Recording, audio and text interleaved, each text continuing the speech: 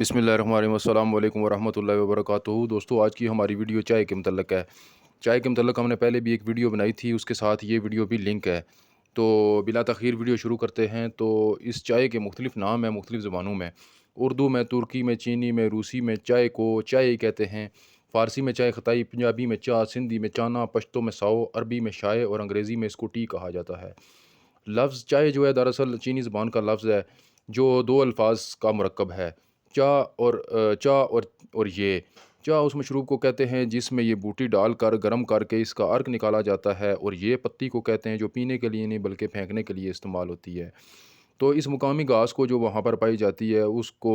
ان کی زبان میں چائے کہا جاتا ہے۔ اور اگر اس کے مقام پیدائش کی بات کی جائے تو چین، تبت، نیپال، سری لنکا، انڈونیشیا، برازیل وغیرہ میں، کینیا، ارجنٹائن، زمبابوے، آسام اور بنگال میں اس چائے کی بہت زیادہ مقدار پائی جاتی ہے۔ دوستو، جب انگریز ہندوستان میں آئے تو چین کی چائے کی پیداوار اور اس کی انکم کو دیکھ کر یہ برداشت نہ کر سکے، اور پھر انہوں نے اس کے مقابلے میں بنگلہ دیش وغیرہ میں اور آسام وغیرہ میں انہوں نے بھی چائے کی کاشت شروع کر دی، اور تقریباً 2,32,000 مربع ایکڑ پر انہوں نے چائے کی کاشت کی، اور یہاں پر بھی اس کو رواج دیا۔ یہ ایک جھاڑی دار پودا ہوتا ہے جو تقریباً 1 گز سے اوپر ہو جاتا ہے، اور اس کی بڑی حفاظت کرنی پڑتی ہے، بڑا نازک سا پودا ہوتا ہے، اور اس پودے کو پہلے اس کے بیجوں کو پہلے گملے میں لگایا جاتا ہے، اور جب اس کی پنیری تیار ہو جاتی ہے اور پھر زمین کے بڑے بڑے حصوں میں مختلف جگہوں پر اس کو قطار در قطار اس کو کاشت کیا جاتا ہے، اس کی پنیری لگائی جاتی ہے۔ سطح سمندر سے کافی اوپر تقریباً 5,000 کی بلندی پر جو ہے نا اس کو کاشت کیا جاتا ہے۔ سفید رنگ کا اس کا پھول ہوتا ہے جس کی مہک بہت زیادہ خوبصورت ہوتی ہے اور میلوں تک اس کی خوشبو جاتی ہے۔ اس چائے کی اقسام 1,000 سے زیادہ ہیں اور تقریباً ساری مستعمل ہیں،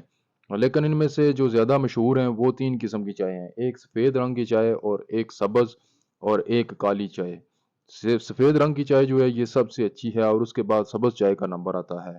جو ہم جس کا قہوہ بنا کر پیتے ہیں، اور اس میں بہت زیادہ اقسام پائی جاتی ہیں۔ اور پھر جو کالے رنگ کی چائے ہوتی ہے، یہ کالے رنگ کی چائے اس کے بعد میں آتی ہے، لیکن ہمارے ہاں جو کالے رنگ کی چائے استعمال کی جاتی ہے جس کے اندر ہم دودھ ڈال کر چائے بناتے ہیں اور پیتے ہیں، یہ چائے انتہائی تھرڈ کلاس قسم کی ہوتی ہے، اور یہ معدے کو نقصان دیتی ہے، یہ مختلف بیماریوں کا سبب بنتی ہے، جسم میں خشکی کو پیدا کرتی ہے، اور یہ نقصان کا باعث بنتی ہے۔ لیکن اگر سبز چائے آپ پیتے ہیں تو وہ چائے صحت کے لیے اچھی ہے، اگر اس کو مختلف زہریلی جڑی بوٹیوں کی پوٹھ نہ لگی ہوئی ہو تو پھر وہ بہت بہتر ہے۔ لیکن جس علاقے میں یہ چائے پیدا ہوتی ہے، اگر اس پتے سے اس پودے سے یہ پتے اتار کر اسی وقت استعمال کیے جائیں یا بعد میں بھی استعمال کیے جائیں خشک کر کے، تو وہاں کے رہنے والے لوگوں کے لیے یہ بہت زیادہ فائدہ مند ہے، ان کی صحت کے لیے بہتر ہے۔ لیکن جو دوسرے ممالک کے لوگ ہیں جہاں پر یہ نہیں پائی جاتی، وہاں پر اس کو استعمال کرنا تقریباً ٹھیک نہیں ہے۔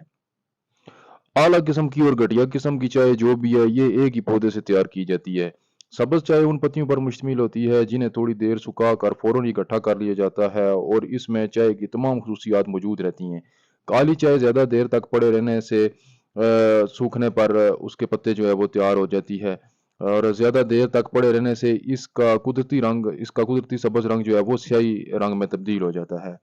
اور کالی چائے کے جن برانڈوں نے زیادہ عالمی شہرت حاصل کی ہے ان میں سے ہائی سن سکن، ینگ ہائی سن اور ٹوانکی امپیریل اور گن پاؤڈر شامل ہیں۔ ان کمپنیوں نے زیادہ ترقی کی ہے، اور اس طرح بعض کمپنیاں اس چائے کے اندر مختلف خوشبوئیں شامل کرتی ہیں، اور بعض کمپنیاں جو ہیں اس کو بہت سی زہریلی جڑی بوٹیوں کی پوٹھ لگاتی ہیں۔ نیپال میں ایک آدمی چائے کی فیکٹری میں کام کرتا تھا، اور اس بندے نے ہندوستان میں اپنے علاقے میں آ کر بتایا کہ اس طرح ہم جس فیکٹری میں کام کرتے ہیں وہاں پر ارد گرد بہت زیادہ بندر رہتے ہیں، اور وہ بندر جو ہیں چھٹی والے دن بہت زیادہ مستی کرتے ہیں، شرارتیں کرتے ہیں اور بہت زیادہ نقصان کرتے ہیں۔ تو لوگوں نے بھی سوچا کہ اس کے ساتھ چھٹی کے ساتھ بندر کا کیا تعلق ہے،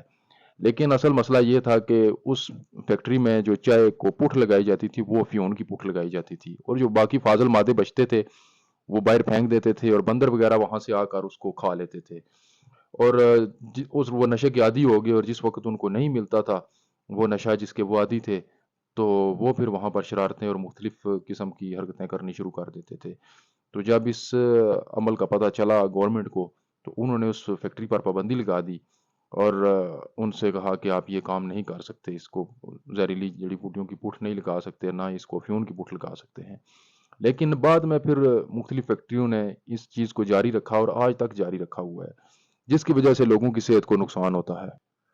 چائے کو زیادہ مقدار میں استعمال کرنے والا آدمی 5-6 کپ اگر وہ ڈیلی پیتا ہے تو وہ دائمی قبض کا مریض بن جاتا ہے، خشکی اس کے جسم میں بڑھ جاتی ہے اور نیند جو ہے وہ کم ہونا شروع ہو جاتی ہے،